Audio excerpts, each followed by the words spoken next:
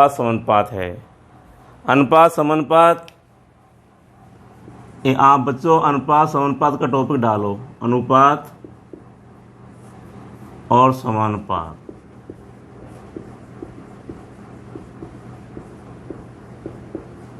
अनुपात समानुपात, अनुपात किसे कहते हैं?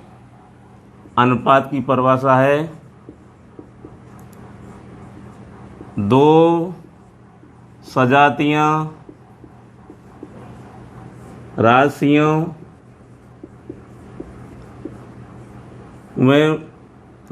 में वह संबंध है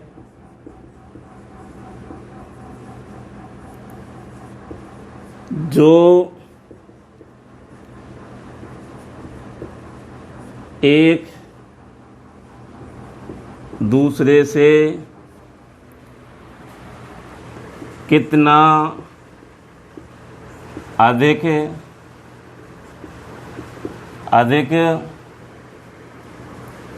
या कितनी गुना है, कितना गुना है। अनुपात का चिन्ह होता है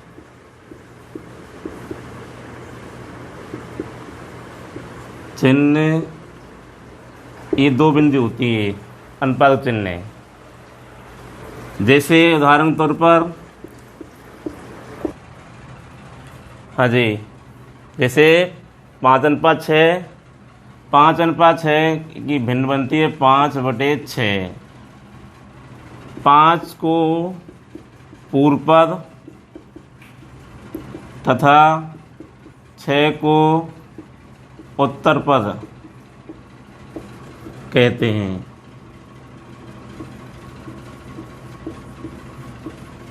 ठीक है, इसके बाद बेटा पहला तो ये बताया आपके लिए, अनुपात बताया आपके लिए।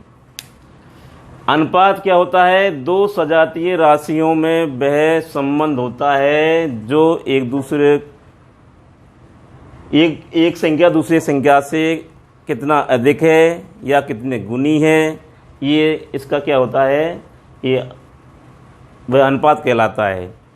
अनुपात का चिन्ह होता है, ये दो बिंदु सी होती है सामने से। जैसे 5:6 है, 5/6, 5 को क्या लिखते हैं? पूर्व पद बोला जाता है और 6 को बोलते हैं उत्तर पद बोलते हैं। इसके बाद आता है नेक्स्ट नंबर है समानुपात। समानुपात दो वह अनुपात जो जिनमें दो समानता पाई जाती है, वह अनुपात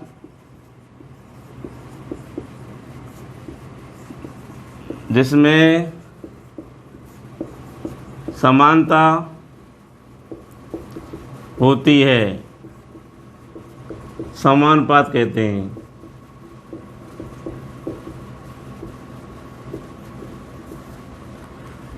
इसके बाद नेक्स्ट नंबर है प्रतिलोमानुपात।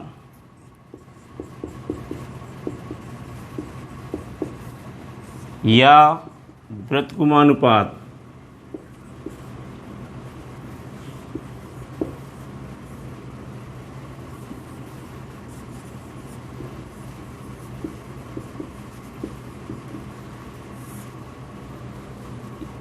जैसे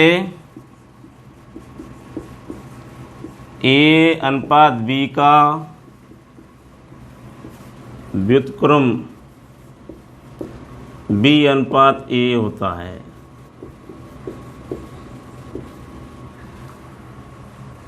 अगला नेक्स्ट है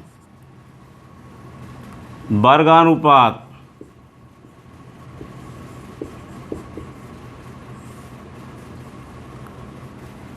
वह अनुपात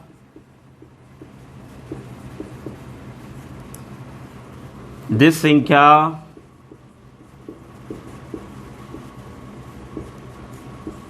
का वर्ग करने पर नया अनुपात होता है, वह वर्गानुपात होता है।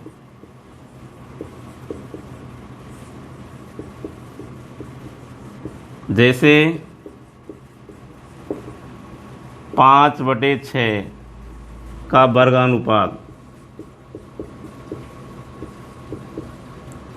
होता है 5 का वर्ग बटे 6 का वर्ग बराबर हो जाए 25/36।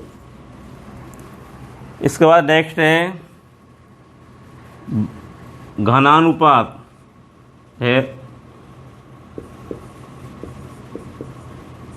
वह अनुपात जिस संख्या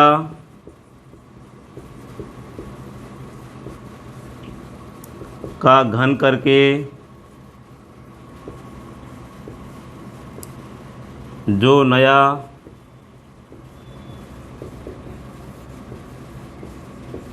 अनुपात प्राप्त होता है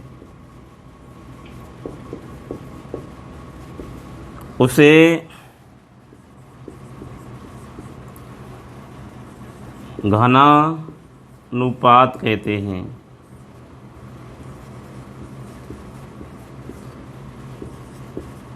जैसे 3/4 का घनानुपात,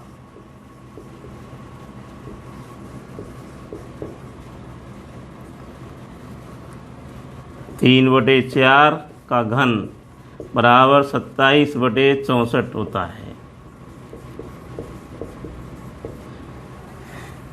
नेक्स्ट दोबारा इसको रिवाइज करें, समझें, ध्यान से सुने। कैसे? समानुपात वह अनुपात जिसमें समानता होती है, समानुपात कहते हैं। प्रतिलोमानुपात का दूसरा नाम होता है व्युत्क्रमानुपात। मतलब जैसे कोई आपकी संख्याएं a अनुपात b है, इसका विलोम क्या हो जाएगा? b अनुपात a हो जाएगा। ठीक है। वर्गानुपात किसे कहते हैं? वह अनुपात जिस संख्या का वर्ग करने पर, वर्गानुपात क्या होता है? वह अनुपात जिस संख्या का वर्ग करने पर जो नया अनुपात बनता है उससे वर्गानुपात कहते हैं। जैसे उदाहरण के तौर पर 3/4 का वर्गानुपात कितना होगा? 3/4 का वर्गानुपात होता है 9/16। इसी ढंग से घनानुपात की परिभाषा है, वह अनुपात जिस संख्या का घन करने पर जो नया अनुपात बनता है वह घनानुपात कहलाता है। जैसे 3/4 का घनानुपात, 3/4 का घनानुपात होता है 27/64। जो 3 का घन कितना होता है बेटा? 3 × 3 × 3 27, और 4 × 4 × 4 करते 64 होता है। तो इसका घनानुपात होता है 27/64। इसके बाद नेक्स्ट है वर्गमूलानुपात। वर्गमूलानुपात क्या होता है? जिस संख्या का वर्गमूल लेने पर, जिन संख्याओं का वर्गमूल लेने पर जो नया अनुपात बनता है वह वर्गमूलानुपात होता है। या इस ढंग से कह सकते हैं, पूर्व पद का वर्गमूल और उत्तर पद का वर्गमूल लेने पर जो नया अनुपात बनता है वह वर्गमूलानुपात कहते हैं। अगला है वर्गमूलानुपात।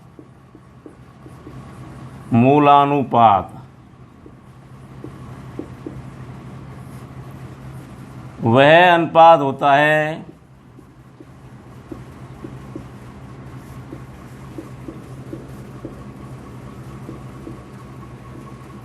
जिसमें पूर्व पद और उत्तर पद का वर्गमूल लेने पर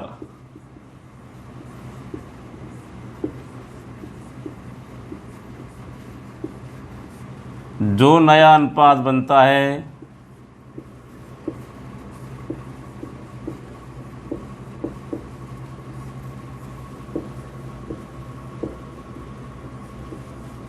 वह वर्गमूलानुपात होता है।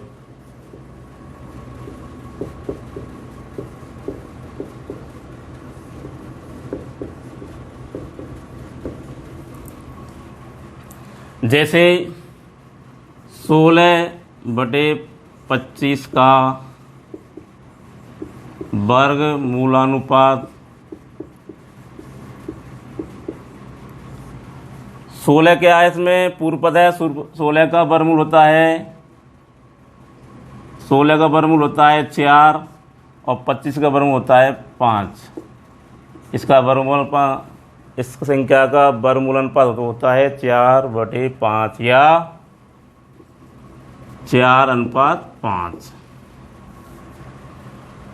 इसी ढंग से अगला होता है घनानुपात।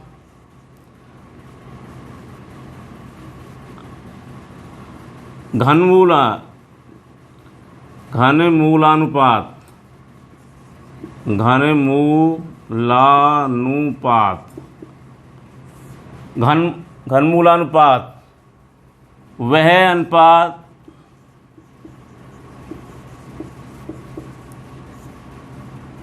होता है जिसमें पूर्व पद और उत्तर पद का घनमूल लेने पर जो नया अनुपात बनता है वह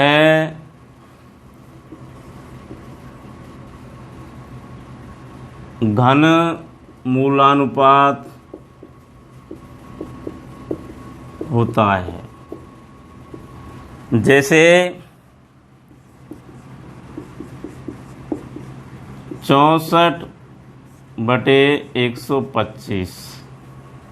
64 का घनमूल होता है 4, 125 का होता है 5।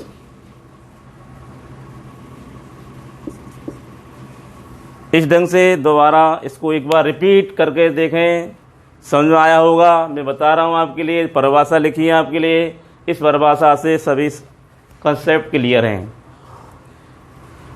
वर्गमूलानुपात वह अनुपात होता है जिसमें पूर्व पद पढ़ा होगा हमने पूर्व पद के बारे में। पूर्व पद होता है संख्या अनुपात का पहला पद, उत्तर पद होता है संख्या का दूसरा पद।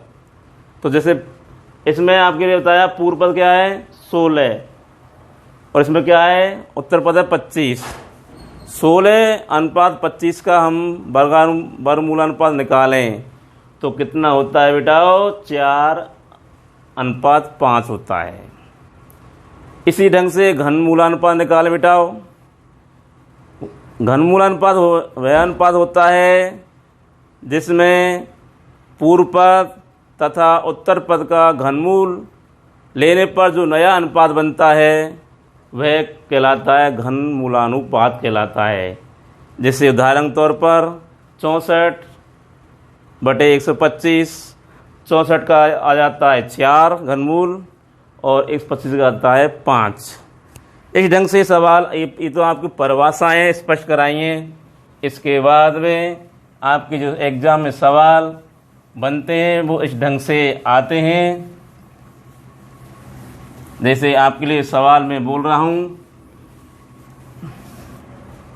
सवाल है पहला, नंबर 1 है 2:3, 3 अनुपात समानुपात है 5:x में x का मान ज्ञात कीजिए।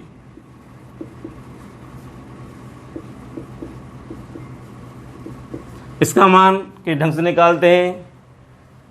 इसमें आपको ध्यान रखना है कि प्रथम और अंतिम पद या भार्य पदों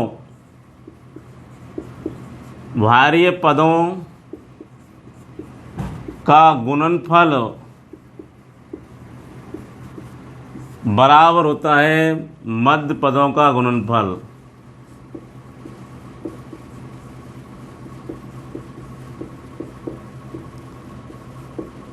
तो भार की संख्याएं आप देखेंगे 2 और क्या है, x है। 2 गुना x बराबर मध्य की संख्या है 3 गुना 5। इसको गुना करेंगे 2x इक्वल टू 15। x का वैल्यू हो जाएगी 15/2 बराबर 7.5। ये तो क्या हमने निकाला चतुर्थ पद निकाला है, चौथा पद निकाला है। आप इसी ढंग से तृतीयानुपात निकाल सकते हैं, प्रथमानुपात निकालेंगे, मध्यानुपात निकालेंगे, वित्तानुपात बताएंगे। इन सभी को एक एक उदाहरण लेकर आपके लिए बता रहा हूँ मैं। नेक्स्ट है प्रथमानुपाती। ये तो दूसरा सवाल है। प्रथमानुपाती संख्या निकालिए या पद निकालिए। जैसे संख्या दी गई है आपकी 3, 5 और 6। प्रथम पद क्या मान लेंगे? इसमें प्रथम पद x मान लेंगे। इनका अनुपात निकालेंगे x अनुपात 3 समानुपात 5 अनुपात 6। उसी ढंग से इसको करना है बाहरी पदों का गुणनफल बराबर मध्य पदों का गुणनफल। बाहर की संख्या है आपकी, ये संख्या हो जाएंगी, अंदर संख्या ही हो जाएंगी। तो बाहरी संख्या हो जाएंगी आपकी x × 6 बराबर 3 × 5। 6x बराबर कितना हो जाएंगे? 15। x बराबर हो जाएगा 15/6। ये 3 से कट रही हैं, 3 का भाग जा रहा है, 3 दूनी 6, 3 पंजे 15। इसमें भाग देंगे 2.5 आ जाएगा। इस ढंग से हमने क्या लगा रहा है? प्रथमानुपाती। अब इसके बाद में यदि हम निकालना चाहते हैं, मध्यानुपात निकालना चाहते हैं या तृतीयानुपात निकालना चाहते हैं, तो किस ढंग से निकालेंगे?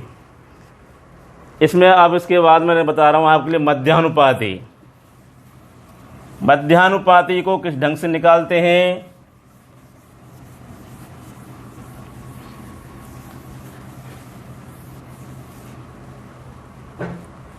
मध्यानुपाती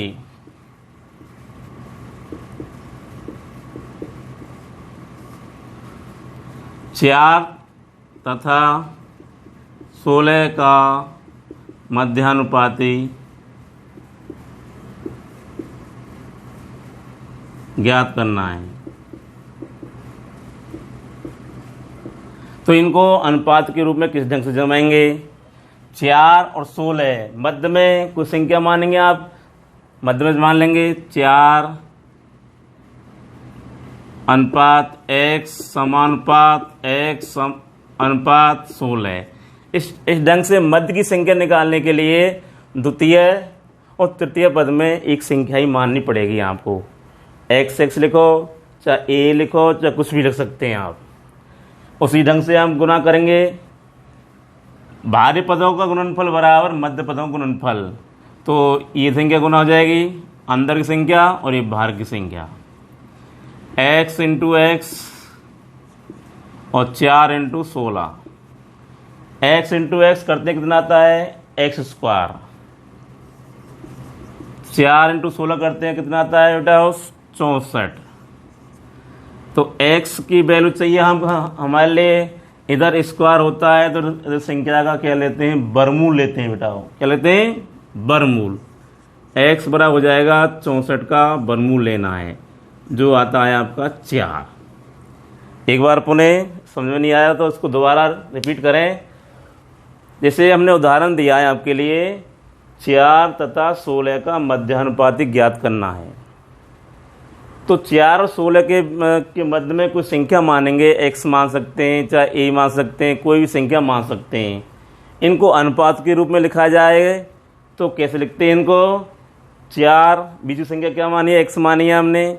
4 अनुपात x समानुपात x अनुपात 16, क्योंकि दूसरी संख्या नहीं है ना तीसरी संख्या नहीं है, इसलिए हमने एक संख्या क्या माना है? हमने x समान माना है। अब आप इसमें वही फार्मूला लगाएंगे, पहली संख्या इंटू चौथी संख्या, और बची कौन संख्याएं? दूसरी और तीसरी। तो इसी ढंग से किया है मैंने। दूसरी संख्या और तीसरी संख्या को गुना करना है। x इंटू एक्स कितना होता है बताओ? x²। और भाग संख्या कौन सी बताओ? 4 और 16 है। कितने हो गए? 64 हो गए। x² हो गया। स्क्वायर होता है तो इधर संख्या क्या करते हैं? वर्गमूल लेना पड़ता है। क्या? वर्गमूल। इसका वर्गमूल कितना आता है बेटा? 4 आएगा। किसका? 64 का। वर्गमूल तो आपने पढ़ लिए होंगे। वर्गमूल जैसे आपने पढ़ा होगा, वर्गमूल ज्ञात करने का तरीका बता रहा हूँ आपके लिए। वर्गमूल ज्ञात करने के लिए ज्ञात करने की 2 विधियां हैं।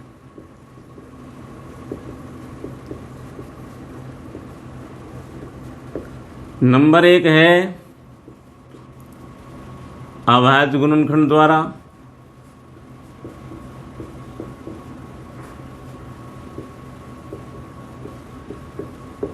नंबर 2 होती है भाग विधि। दूसरी कौन सी होती है? भाग विधि। अभाज्य गुणनखंड विधि द्वारा किस ढंग से हम वर्गमूल निकालते हैं? जिस संख्या लिख रहा हूं आपके लिए 625 संख्या है। क्या है? 625 है।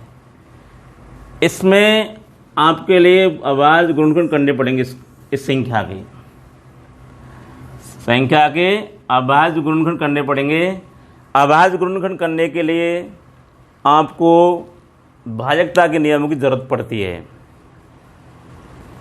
भाजकता के नियम आपको यदि याद हैं तो ठीक है, यदि याद नहीं है तो आपके लिए मैं बता रहा हूँ, एक बार इनको रिपीट कर रहा हूँ मैं।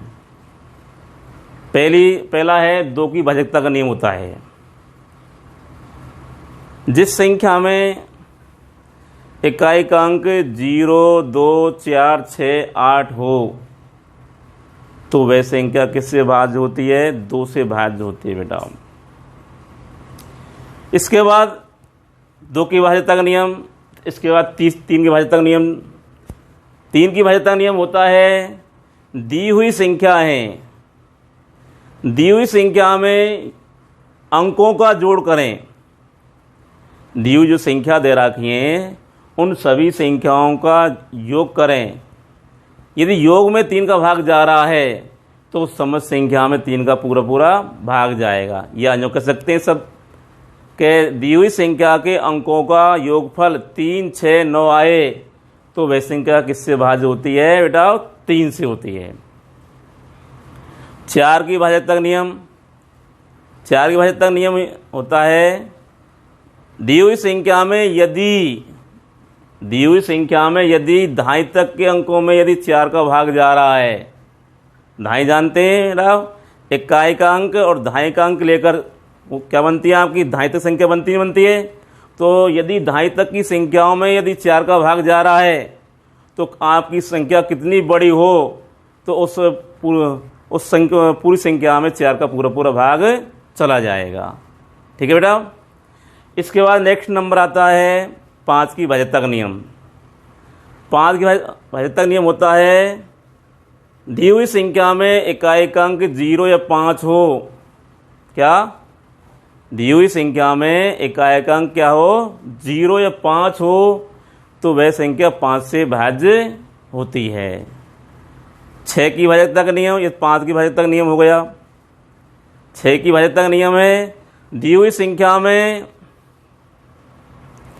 यदि 2 का भी भाग जा रहा है और 3 का भी भाग जाता है तो उस समस्त संख्या में 6 का भी भाग जाएगा। मतलब कहने का मतलब मेरा यही है कि यदि कोई संख्या 2 से भी भाज्य और 3 से भी भाज्य तो वह 6 से भी भाज्य होगी। ध्यान रखने योग्य बात है ये। इसके बाद आता है 7 की भाजकता का नियम। 7 की भाजकता का नियम यह है, दी हुई संख्या में से इकाई का अंक हटाना है। इकाई का अंक हटाओ, उसका दुगुना घटाओ। यह क्रिया जब तक करते रहना है तब तक कि 0 या 7 नहीं आना चाहिए। ये किसका नियम है? 7 की भाजकता का नियम है। 8 की भाजकता का नियम है, दी हुई संख्या है, दी हुई संख्या में यदि सैकड़ा तक के अंकों में भाग जा रहा है, उधर क्या होता है? अभी मैंने 4 की भाजकता के नियम बताया कि 2.5 तक के अंकों में ही 4 का भाग जाता है, तो उस समस्त संख्या में 4 का भाग चले जाएगा। और यदि सैकड़ा तक की संख्याओं में भाग जा रहा है, किसका? 8 का, तो उस समस्त संख्या में 8 का भी पूरा पूरा भाग चला जाएगा। इसके बाद नेक्स्ट आता है 9 की भाजकता का नियम। 9 की भाजकता का नियम यह है कि अंकों का योगफल केवल 9 आए। 3 6 की बात नहीं, केवल 9 आना चाहिए। यदि दी हुई संख्या में अंकों का योग कितना आए बेटा? 9 आए, तो वह संख्या किससे भाज्य होती है? 9 से भाज्य होती है। 10 की भाजकता का नियम, दी हुई संख्या में यदि इकाई का अंक केवल 0 हो तो वह संख्या 10 से भाज्य होती है। अब इस सवाल पर आते हैं। अब आज गुणनखंड विधि द्वारा इस सवाल को हम हल करेंगे। इस संख्या में 625 है, 2 का नहीं जा रहा है क्योंकि इकाई का अंक 0 2 4 6 8 नहीं है। 3 का देखते हैं, 2 और 5 7 6 13 हो गए, 13 में 3 का भाग नहीं जा रहा है। इसके बाद देखते हैं 4 25 है, इकाई धाई कितनी है? 25 है, इसमें 4 का पूर्व भाग नहीं जा रहा है। 5 का देखें, इकाई अंक कितना है बेटा? 5 है, तो 5 का ही भाग जाएगा। 5 का भाग दो, 5 का भाग देंगे संख्या में तो कितने बार जाएगा? 125 बार जाएगा। फिर 5 का देंगे 25 बार जाएगा। फिर 5 का देंगे 5 बार जाएगा। फिर 5 का देंगे 1 बार जाएगा। इस ढंग से गुणनखंड हो गए इसके 5 × 5 × 5 × 5। वर्गमूल निकालने के लिए क्या करते हैं? 2 को जोड़ा बनाया जाता है। 2 को जोड़ा बनाते हैं तो लिख देंगे अतः वर्गमूल है 5, एक जोड़ा ये बन गया, एक ये बन गया, 5 × 5 बराबर कितना हो जाएगा? 25। ये तो है आवाज गुणनखंड विधि से वर्गमूल ज्ञात करते हैं। इसके बाद देखते हैं भाग विधि से। यदि भाग विधि से यदि कोई सवाल और बताऊं आपके लिए, ये तो किस भी कौन सी विधि है? आपकी आवाज गुणनखंड विधि है। भाग विधि में जो संख्या है आपकी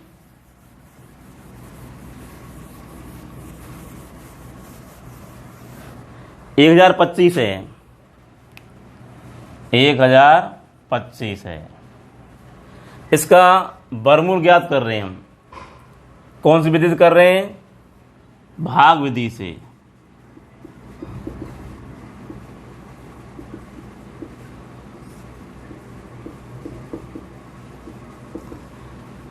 भाग विधि के अंदर आपको बताया है कि जोड़ा बनाते हैं। पहले क्या बनाते हैं? जोड़ा। 2 का जोड़ा बनाते हैं। इकाई ओर से जोड़ा बनता है, 2 का जोड़ा बनाएंगे, एक जोड़ा ये बन गया, एक ये बन गया। भले ही इकाई ओर से इधर साइड में लेफ्ट हैंड साइड की ओर चलने पर यदि संख्या 1 बच जाती है तो एक ही जोड़ा बनेगा। 2 बच्चों का जोड़ा बनता ही है आपके लिए। इसमें ध्यान देना है कि जोड़ा बन गए, जोड़ा बनने के बाद में ऐसी संख्या ढूंढनी, ऐसी वर्ग संख्या ढूंढनी है इस जोड़े से कम आए या बराबर आए। तो 1 का वर्ग होता है बेटा 1, 2 का वर्ग होता है कितना होता है बेटा? 4, 3 का वर्ग होता है बेटा 9, 4 का वर्ग कितना होता है बेटा 16। तो 16 इस संख्या से ज़्यादा हो गई, तो इससे कम कौन सी संख्या का वर्ग है? 3 का वर्ग है। तो यहाँ आप क्या लिख देंगे? 3 लिखेंगे, 3 ऊपर लिख देंगे, वर्गमूल निकाल रहे हैं हम इस संख्या का। तो 3 का वर्ग कितना करने में कितना आता है? 16, सॉरी 9 आया, 9 लिख देंगे। इसके बाद घटाया जाएगा, 10 में 9 घटेंगे, कितने बचेंगे बेटा? 1। जितनी बार प्लस कर जाता उतना ही प्लस करते हैं। कितने हो गए? 6 हो गए। इसके बाद जोड़ा उतारेंगे। क्या उतारेंगे बेटा? जोड़ा। अब इस संख्या का देखना है, इस संख्या का पाड़ा बनेगा इस संख्या से कम होना चाहिए। जैसे संख्या है 6 लिख देंगे, 1 है, 2 है, 3 है, 4 है, गुना करना 1 2 3। इस संख्या से ज़्यादा नहीं होनी चाहिए, बराबर हो जाए। देखो गुना करके 61 आएगा, 2 दूनी 4, 2 6 12, ये आएगा। कितना आएगा? और 3 से ज़्यादा संख्या हो जाएगी, 3 3 9 3 6 18। कितनी बार भाग जा रहा है? 2 बार। 2 यहाँ लिखेंगे, 2 यहाँ लिख देंगे, कितना आ जाएगा? 124। कितना क्षेत्र पर किसी से इसका 1 है। और यदि इसकी आगे प्रक्रिया बढ़ाना चाहते हैं तो पॉइंट लगा के पॉइंट बढ़ाओ और दुगना 0 प्राप्त करो। उस पॉइंट के बाद दुगनी संख्या प्राप्त करनी है आपको। इस ढंग से वर्गमूल भाग विधि से ज्ञात किया जाता है। इसके बाद में अब मैं बताऊं आपके लिए, बात कहाँ चल रही हमारी? इससे पहले चल रही बात हमारी अनुपात समानुपात में। अब टॉपिक क्या आ गया? वर्गमूल आ गया, इसलिए वर्गमूल बताना पड़ा मुझे। अब आप देखेंगे वित्तानुपात में एक चीज़ और रह गई, उसमें कौन सी रह गई? तृतीयानुपात ही रह गया। तृतीयानुपात ही निकालेंगे। फिर इसके बाद बताएंगे आपके लिए वित्तानुपात बताना है आपके लिए, और तृतीयानुपात बताएंगे। जैसे संख्याएं आप दे रहा हूं आपके लिए, तृतीयानुपाती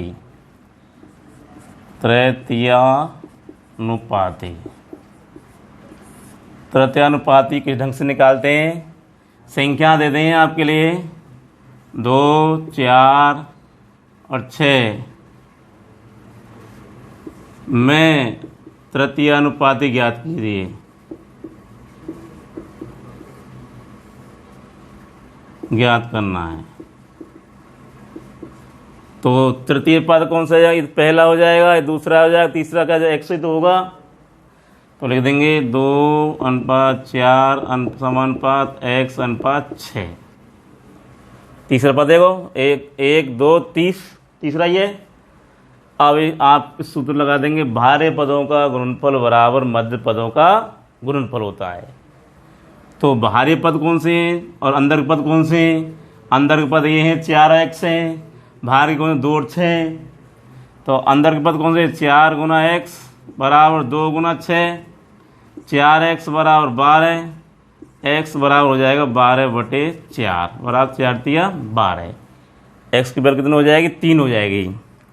इस ढंग से तृतीयानुपाती या प्रथमानुपाती और या कौन सा द्वितीयानुपाती निकालते हैं, इस ढंग से निकाली जाएंगी। अब आप के लिए बताएंगे वित्तानुपात कैसे निकालते हैं? वित्तानुपात ही को हम बोलते हैं मध्यानुपाती बोला जाता है। वित्तानुपाती क्या होता है? मध्यानुपात होता है। अगला है वित्तानुपाती।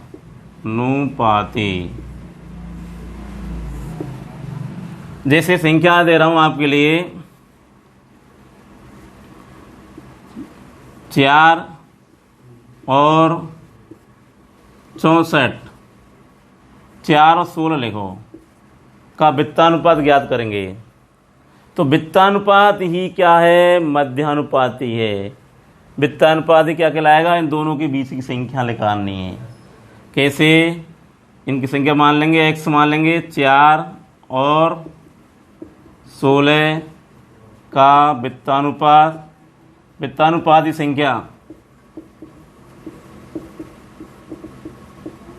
संख्या है कितनी, x है मानिए, तो 4:x समानुपात x अनुपात 16। उसी ढंग से करेंगे, बाहरी पदों का गुणनफल बराबर मध्य पदों का गुणनफल। तो मध्य पद है x इंटू एक्स, x गुना x बराबर 4 इंटू 16। x इंटू एक्स करते हैं एक्स स्क्वायर होता है, 16 इंटू क्या करते हैं 64 होता है। तो x की वैल्यू हो जाएगी 64 का अंडर रूट ले लेंगे, कितना जाएगा 4 आंसर। वित्तानुपात इस ढंग से होता है। इसके बाद में अगले नेक्स्ट सवाल होते हैं, जैसे साझे के होते हैं। वित्तानुपात इस ढंग से निकाला जाता है। साझे में किसी संख्या को किसी अनुपात में बंटवारा करना चाह रहे हैं, किस ढंग से करेंगे।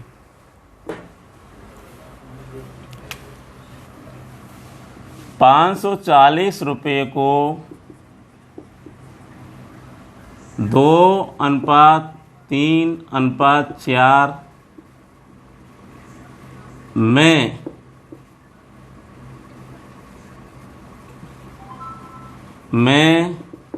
A/B/C में बांटना है। बांटो।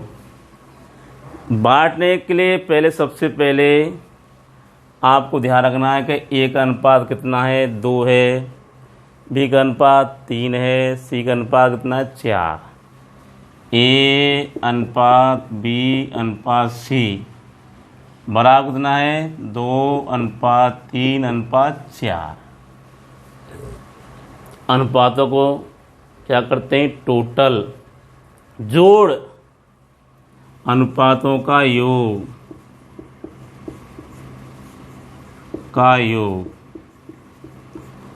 2 + 3 + 4, 4 और 3 7 और 2 9 हो गई।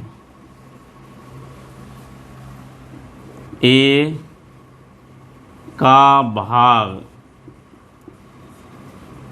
निकाल लें, तो A का अनुपात बटे कुल अनुपात गुना कुल पूंजी या जो रुपया है कुछ भी है उसे लिखना है। ए का कितना है अनुपात 2, कुल अनुपात है 9 इंटू कुल पूंजी है 540। ये कट जाएगा 60 बार, 60 इंटू 2 करते हैं 120 आता है। बी का भाग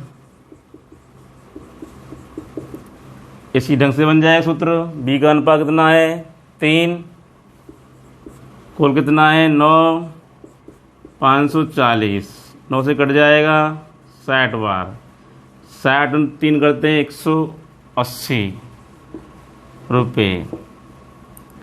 सी का भाग, सी का कितने अनुपात में है 4 बटे कुल अनुपात 9 गुना 540, 9 से कट जाएगा 60 बार, गुना कर देंगे 360 हो जाएगा। इस ढंग से इसका बंटवारा कर दिया। एक बार रिपीट और कर रहा हूँ मैं आपके लिए। किस ढंग से रिपीट कर रहा हूँ, देखो 540 रुपये को, सवाल है तो क्वेश्चन है, 540 रुपये को 2:3:4 के अनुपात में ABC में बांटना है। A/B/C इनके अनुपात दिए गए हैं 2:3:4 हैं। अनुपातों का योग करना है। अनुपात है तुम्हारे 2 + 3 + 4, 2 + 3 + 4, इनका टोटल हो गया 4 3 7 और 2 9 हो गया। ये का भाग निकालना है। जिसका भाग निकालते हैं उसका अनुपात ऊपर, कुल अनुपात नीचे, गुना में कुल पूंजी होती है। ए का निकाल रहे हैं तो ए का अनुपात कितना है 2, कुल अनुपात कितना है 9, गुना कितना है, ये संख्या पूंछ दी गई है 540 है। 9 से काट देंगे 60 बार, 60 में 2 करेंगे 120 हो जाएगा। इसी ढंग से बी का निकाल देंगे 3/9, 540 कट जाएगा, 60 बार इंटू गुना कर देंगे, संख्या आ जाएगी 180 हो जाएगी। 9 से काट देंगे 60 पे कट जाएगा, ये इससे गुना कर देंगे 60 इंटू कितना करना 4, ये सॉरी गलत है, 60 इंटू 4